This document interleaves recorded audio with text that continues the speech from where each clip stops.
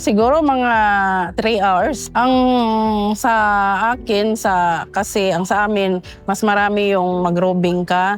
So ang upo ko talaga, siguro mga minutes lang. Siguro mga 10 minutes, punta na, robing na naman uli.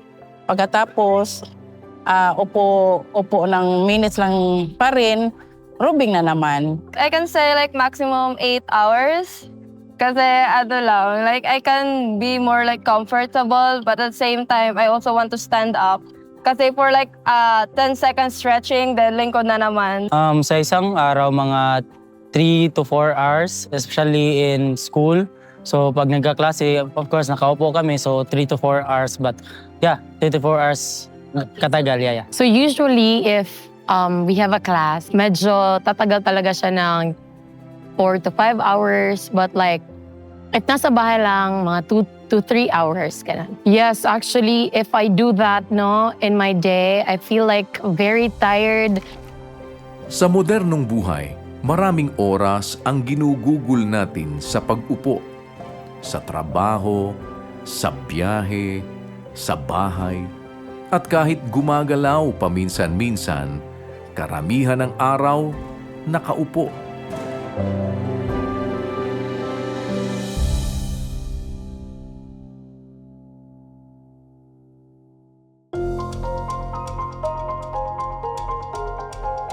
May mga nagsasabing ang matagal na pag-upo ay maihahambing sa paninigarilyo.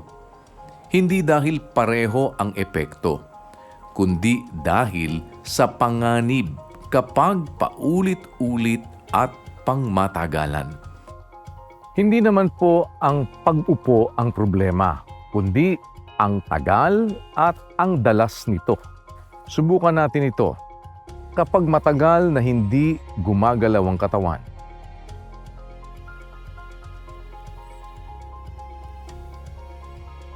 At kapag may kaunting paggalaw,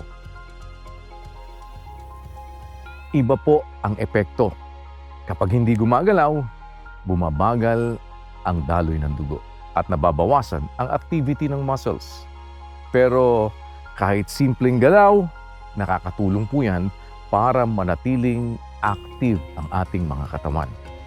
Kaya po mahalaga, hindi lang ang pag-ehersisyo, kundi ang paggalaw sa buong araw.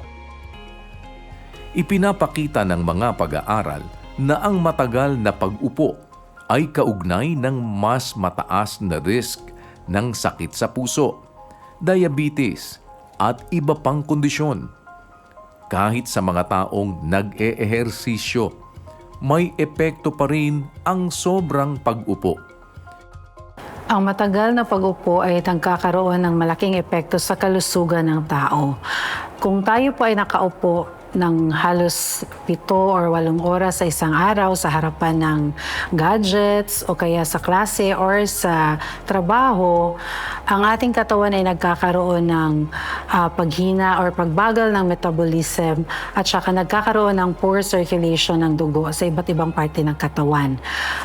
Ito namang mga pagbabago na ito ay nagkakaroon tayo ng risk.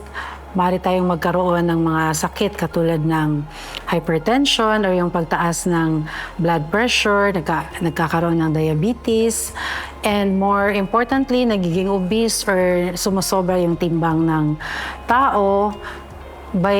Kung nagkakaroon ka ng obesity, nagkakaroon ka rin ng maraming metabolic disorders. So, yung usong-uso ngayon, yung non-alcoholic fatty liver disease or fatty liver disease din. Tapos, nagkakaroon ng risk for stroke at heart attack. Isa rin po, nakakadagdag din po ito ng stress at pagkapagod sa taong nakaupo ng halos ilang oras sa isang araw.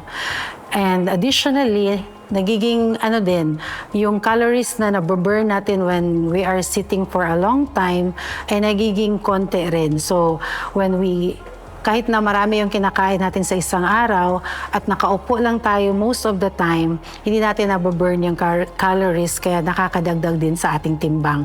Ultimately, nagiging dahilan yun ng mga chronic diseases and lifestyle diseases na common na sa panahon natin ngayon. Hindi natin napapansin kung gaano katagal tayong nakaupo.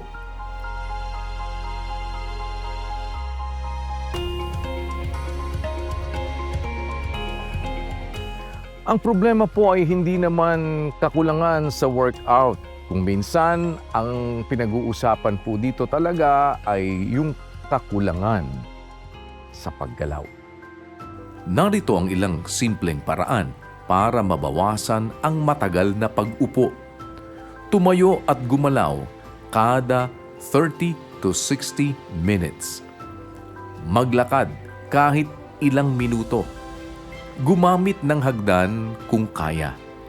Mag-stretch sa gitna ng trabaho. Hindi kailangang malaki ang galaw. Ang mahalaga, hindi tuloy-tuloy ang pag-upo. Ang katawan ay hindi ginawa para manatiling nakaupo buong araw. At kahit simpleng paggalaw, kapag inuulit araw-araw, may malaking naitutulong sa kalusugan.